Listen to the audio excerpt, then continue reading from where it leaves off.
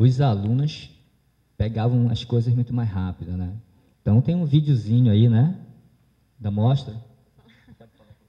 Nós fizemos, então, agora em novembro, uma mostra de animação digital das escolas de Santarém, que foram mais de 40 escolas que participaram, que fizeram animações digitais, né, a partir dessas oficinas que nós fizemos com os professores e com os alunos.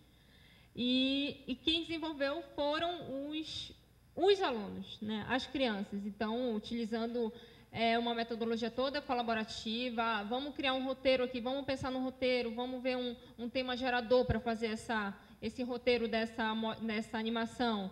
Vamos colocar lá no Pontão Pad, né, que é um site de publicação de construção colaborativa de texto, né, pontãopad.me. Então, todo o processo, como a gente acredita que o mais importante não é o mapa em si ou a produção em si, mas o mais importante é o processo interdisciplinar, de você envolver o aluno ser o principal elemento, né, ele ser o principal vetor dessa produção, né, e de você envolver um processo interdisciplinar, de você estar falando de várias disciplinas, né, do professor estar ali mediando aquela construção do conhecimento com os alunos, junto com eles, né. E aí vamos mostrar 2 vídeos. Apenas dois das 40 e Dos poucas 40 e escolas. poucos. Os demais vocês podem ver depois no ITEIA. Todos eles foram subidos lá para o ITEIA. E no mapa também aí, é só clicar, procurar o vídeo. Vai rolar.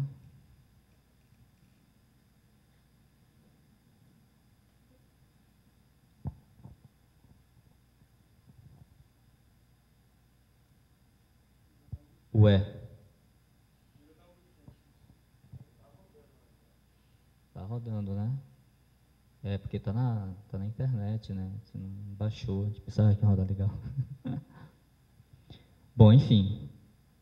Mas seria legal mostrar, pelo menos, são animações que foi pensada em animações de 2 a 3 minutos cada. Então são temas variados, são temas que falam etnorracial, depredação do ambiente escolar, meio ambiente, drogas, e assim, são animações que, tipo, uma animação de 2 minutos, a molecadinha teve que fazer 300 imagens, 300 desenhos, uma sequência bem legal. A Larissa está conseguindo aí, né, Larissa?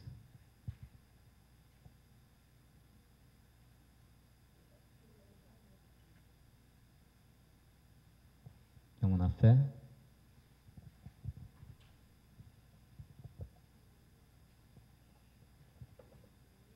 Helena Lisboa.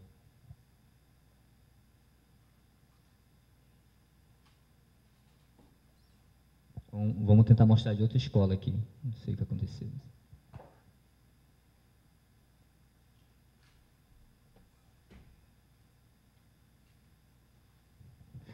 Antes da gente montar aqui, a gente testou e funcionou. Bom, aí.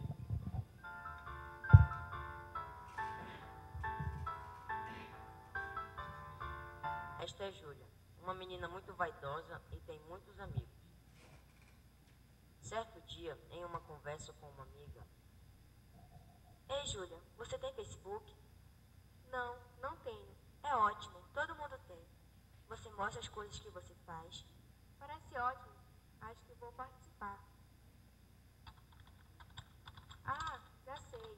Vou colocar no meu álbum de fotos da minha escola. Vou mostrar o quadro novo.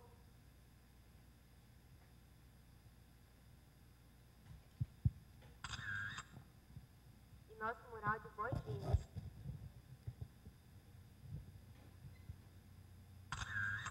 E a central que a escola ganhou, que tá chique.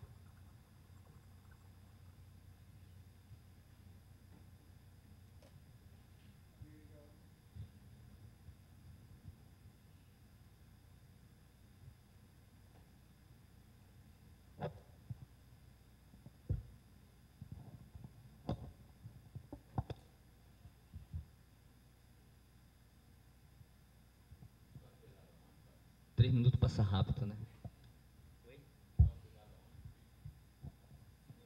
Está no ITEA e também está no próprio mapa. É só você ir lá no balãozinho. Só que esse mapa, ele está mapeado as escolas todas. Agora nem todas participaram e fizeram animação. Então algumas... Então algumas você vai encontrar lá o blog da escola, o vídeo da escola. Tem outros vídeos também bem legais, fora esses. Esse aqui foi animação, mas alguns já estão trabalhando com vídeo, né, curtas e tal. E aí estão divulgando também essas coisas. Vamos mostrar ali os filtros, por favor? Aqui.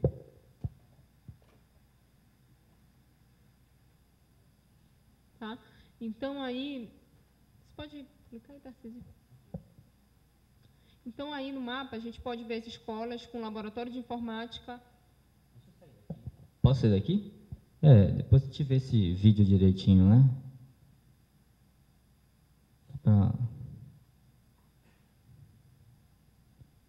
Ok, aqui.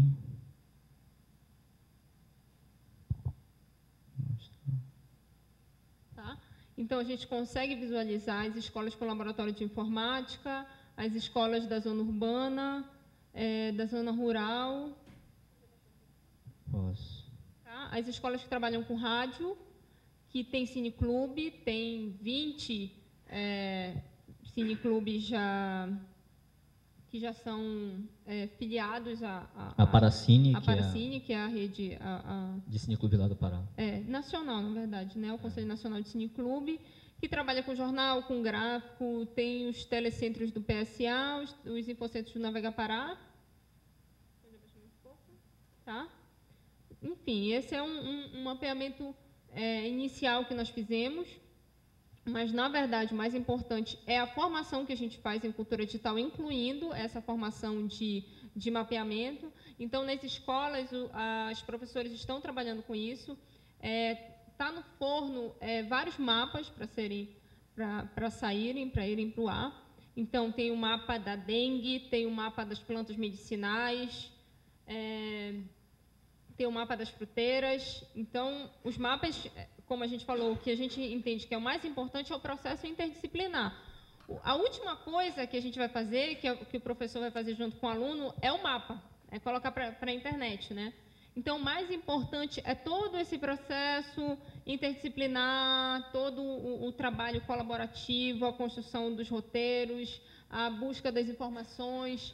Então, por exemplo, no mapa das plantas medicinais, as crianças estão entrevistando os avós, estão entrevistando os pais, né, os tios e as tias, para verificar quais são as plantas medicinais que existem lá no quintal da casa dos avós, dos tios, né? E aí, ao final, vai dar um mapa, né, um mapa bonitinho de ser visto, mas o processo todo é desenvolvido junto com as crianças. As crianças é que fazem, o professor é um mediador. Eu acho que é isso. Tem um vídeo que foi feito por uma das escolas aí, que foi tipo cinema mudo. Só que como eu vi aí que esse bem menorzinho não rodou, então a gente nem vai mostrar, mas está tudo aí também, tá? Tem alguns eventos que a gente faz lá junto com os professores.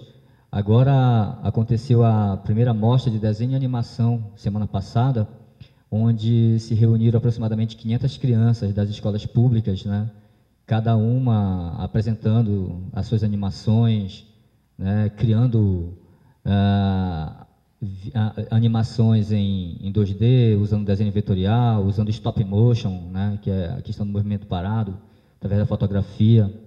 Então, o que a gente está vendo é que as crianças estão se apropriando mesmo das coisas, e eles mesmos estão fazendo, eles querem mostrar isso.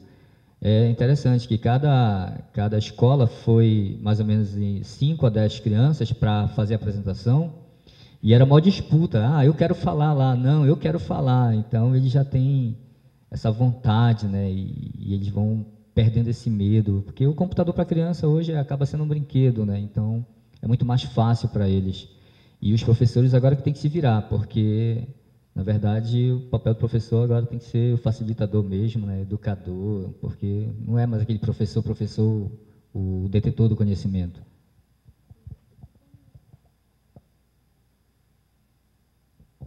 Tá, vamos tentar colocar pelo menos um aqui no Face. Todos os vídeos estão no ITEIA, tem alguns que estão no YouTube, porque aí fica a cargo de cada aluno, de cada criança, cada escola publicar, né?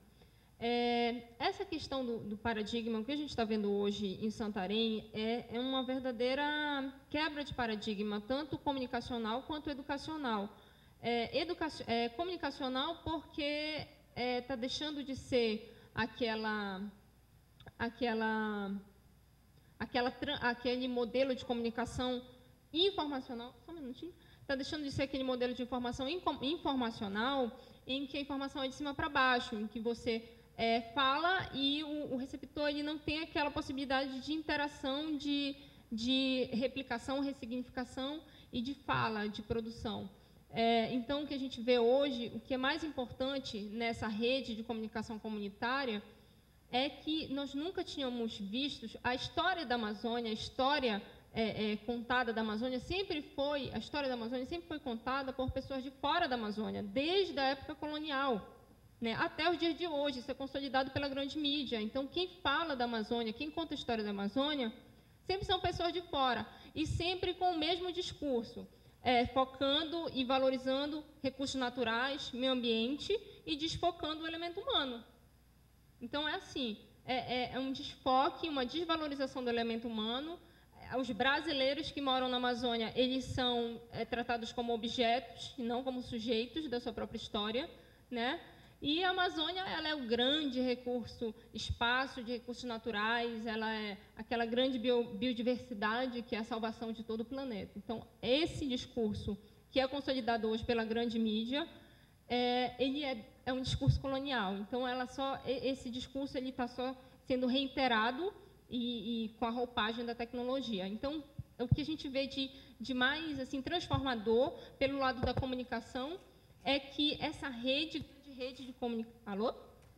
essa grande rede de comunicação comunitária nas escolas, ela está dando a possibilidade de voz para as pessoas da Amazônia, para nós e para as crianças da Amazônia. Então, quem está falando, quem está produzindo a comunicação são os amazônidas, né? E pelo lado comunicacional, é esse paradigma do professor-aluno, que o professor tem o conhecimento e ele tem que transmitir para o aluno que não tem conhecimento, que precisa ser educado. Esse paradigma também, hoje a gente está vendo que está modificando, porque deixou de ser uma relação professor-aluno e passou a ser uma relação de mediador do conhecimento. Um mediador cultural, um mediador social e até um mediador afetivo, como a gente tinha conversado ontem com o Breno. E aí o aluno é que passa a construir, a criança passa a construir conhecimento de forma colaborativa, com esse auxílio, com essa mediação do professor. Então, essa é a grande transformação social que a gente vê. E como a gente entende desenvolvimento como desenvolvimento sendo uma mudança social positiva, então a gente entende que a gente está contribuindo e apontando um outro caminho alternativo de desenvolvimento para a Amazônia, que seja sustentável, que tenha mediação da ética entre meio ambiente, entre cultura, sociedade, política e também economia. Vamos ver se agora vai?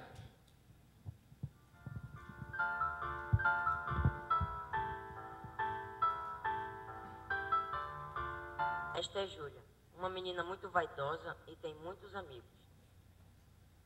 Certo dia, em uma conversa com uma amiga: Ei, Júlia, você tem Facebook? Não, não tenho. É ótimo, todo mundo tem. Você mostra as coisas que você faz. Parece ótimo. Acho que vou participar. Ah, já sei. Vou colocar no meu álbum de fotos da minha escola. Vou mostrar o quadro novo.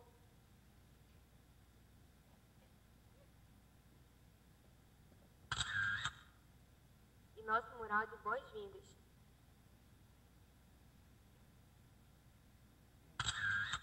E a central que a escola ganhou, que tá chique.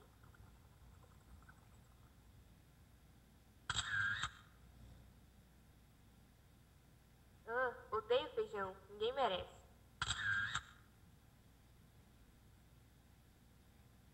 Achando que estava arrasando, Júlia publicou seu novo álbum.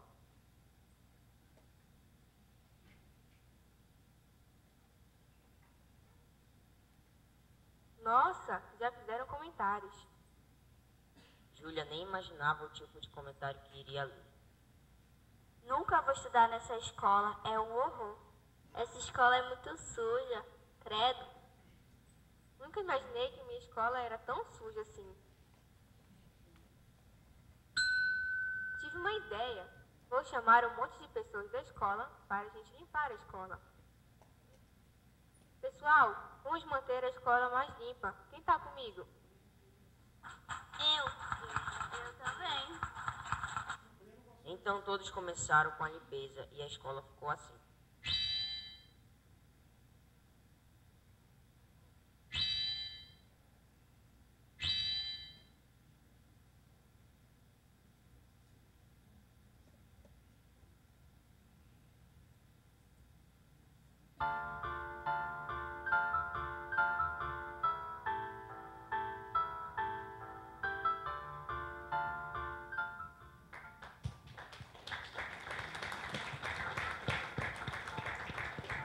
Os demais vídeos podem ser vistos no site do ITEIA e no próprio mapa.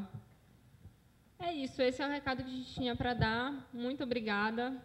Se tiver alguma pergunta aí, a gente não sei quanto tempo a gente ainda tem, mas a gente está finalizando. Obrigado. Vamos conversar.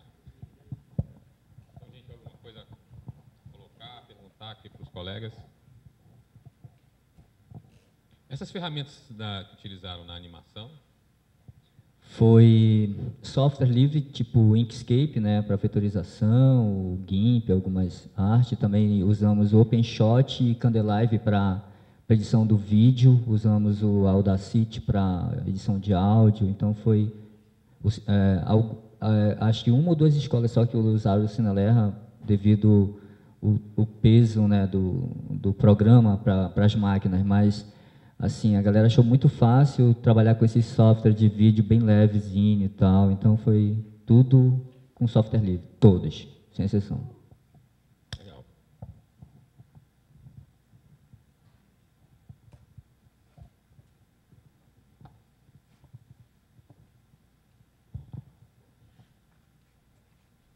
Bom, eu quero dar os parabéns pelo projeto. É sempre inspirador a gente poder ver um projeto amadurecido da maneira como vocês conduziram, com uma amplitude muito significativa, que toca em vários aspectos relevantes e que é transformador. Mas o que chamou mais a minha atenção foi o modo como vocês estão tocando em um ponto que transforma o entendimento dessa relação educacional dentro da escola. O papel professor-aluno, a relação professor-aluno. Na medida em que vocês estão constituindo um território de pesquisa, de investigação, que envolve todos. E nesse território aprendemos uns com os outros, temos temas e trabalhamos com esses temas. Então, a formação contínua não é só dos professores, é uma formação contínua que envolve os alunos e, como vocês estão mostrando, envolve também a comunidade. Eu acho que isso é realmente um exemplo que deve ser expandido. Então, eu quero dar os parabéns pelo projeto. Muito obrigado.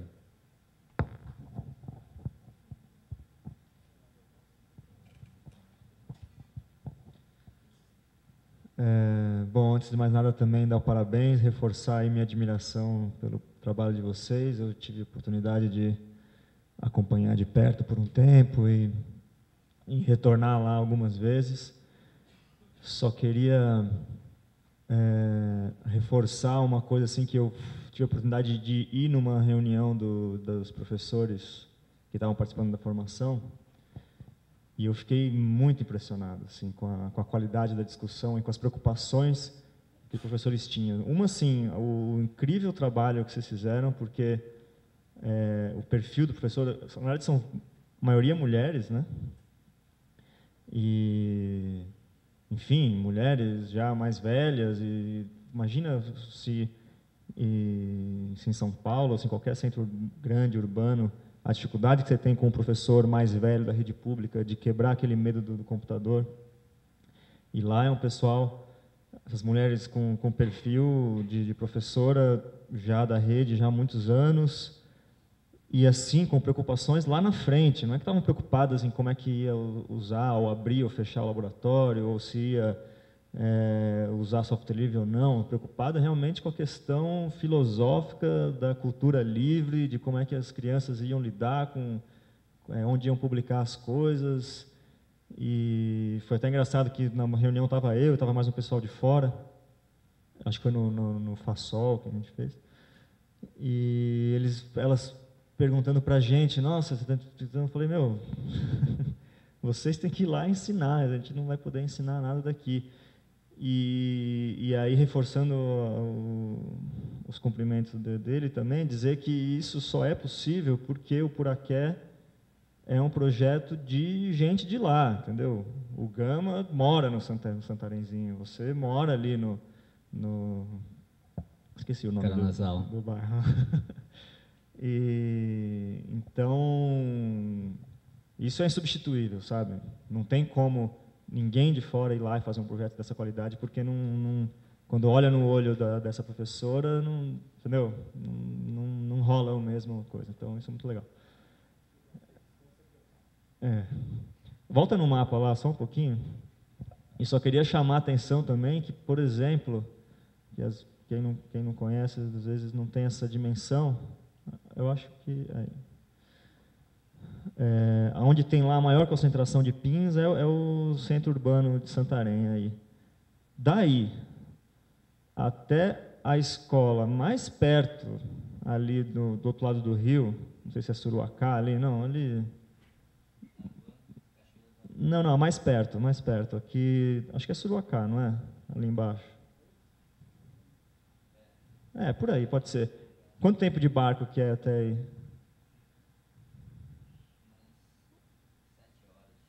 Umas 7 horas.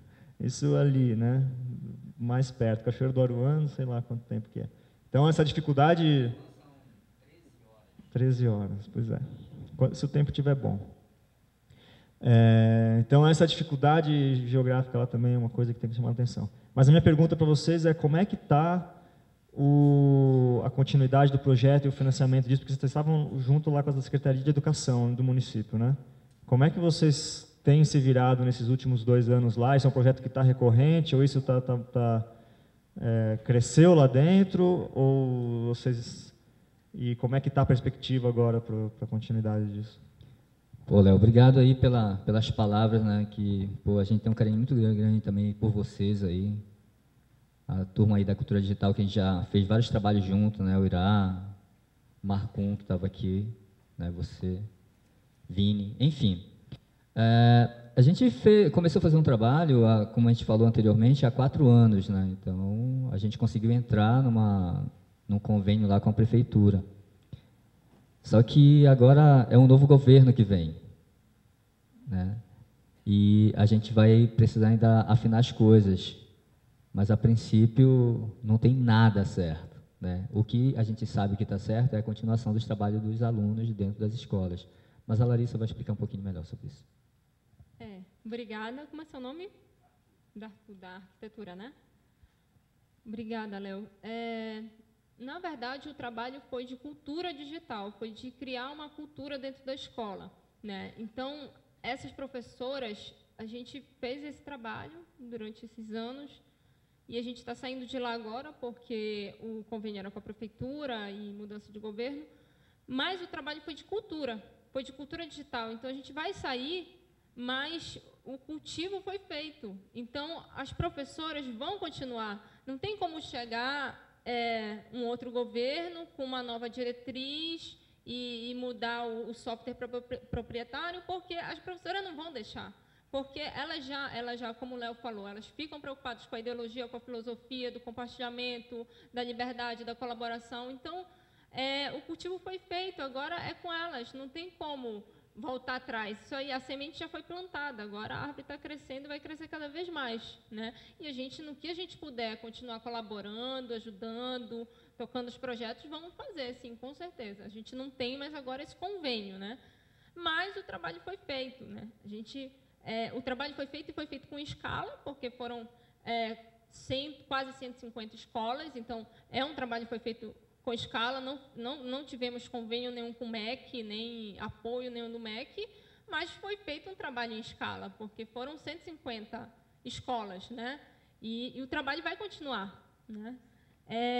Esse trabalho ele foi continuado na prefeitura de nas escolas de Santarém, mas a gente faz formações pontuais em vários municípios, né? Então, nós já fomos para Itaituba, ficamos 16 horas em um barco, de um dia para o outro, fizemos uma formação de uma semana, fomos outras vezes, fomos para Xinguara, para Tucuruí, para Marabá, Belém, Bragança. Então, a gente faz esse rolê nos municípios, né, lá do Pará, lógico, com uma formação a sementinha menor, em Santarém o trabalho foi mais continuado, mas é isso, a gente acha que com certeza vai continuar, o trabalho vai continuar e a gente vai colaborar da forma que a gente conseguir.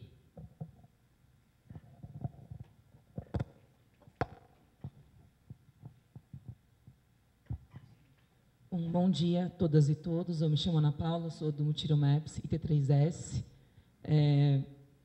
E, na verdade, eu fiz uma reflexão aqui porque eu sou da área da infância e adolescência, né? E da área da comunicação também. E ao mesmo tempo, eu percebo, olhando para as organizações, olhando para o trabalho em rede, a gente percebe que as organizações, muitas vezes, têm dificuldade de gerar indicadores, né, para analisar o seu trabalho. E muitas vezes, quando gera esses indicadores, consegue visualizar o impacto que tiveram. Isso é importantíssimo para a gente saber o terreno que a gente está pisando e para onde a gente quer avançar. Mas existe um impacto que extravasa, né? Que, na verdade, às vezes é exatamente isso que a gente quer. Por exemplo, quando a gente trabalha com educomunicação, com crianças, adolescentes e professores, muitas vezes a gente está vislumbrando que eles participem socialmente, né? Que eles promovam mudança, e aí participar do conselho da escola, conselho da juventude no município, estudantil, enfim, o que for, né? Movimento LGBT, feminista, o que der. E isso é um impacto que extravasa, né? E aí eu queria saber, ouvir de vocês, assim, se vocês têm essa preocupação de gerar indicadores internos, né, para vocês gerirem aí o trabalho de vocês, mas se vocês vislumbram esse impacto que, de repente, vai um pouco além dessa coisa primeira que o projeto quis realizar. Oi. Alô? Ana Paula, querida. O primeiro momento foi de plantar sementinha, né? O desafio agora é justamente a gente conseguir trabalhar com os poderes comunitários para que eles façam a customização, personalização dos mapas, para que a gente consiga personalizar o nosso banco de dados, né, para que ele fique em várias gavetas, porque hoje quando o aluno, o professor vai publicar os conteúdos, ele coloca tudo, né, se é cineclube, coloca, se é matéria, se é um jornal, se é um vídeo de animação, e se é um áudio que ele fez, ele coloca tudo numa mesma camada. Então, a gente tem esse é um desafio, né, e a gente quer contar com os poderes comunitários agora para que eles trabalhem nessa melhoria, para que a gente consiga ter esse banco de dados, para a gente conseguir esses indicadores, né.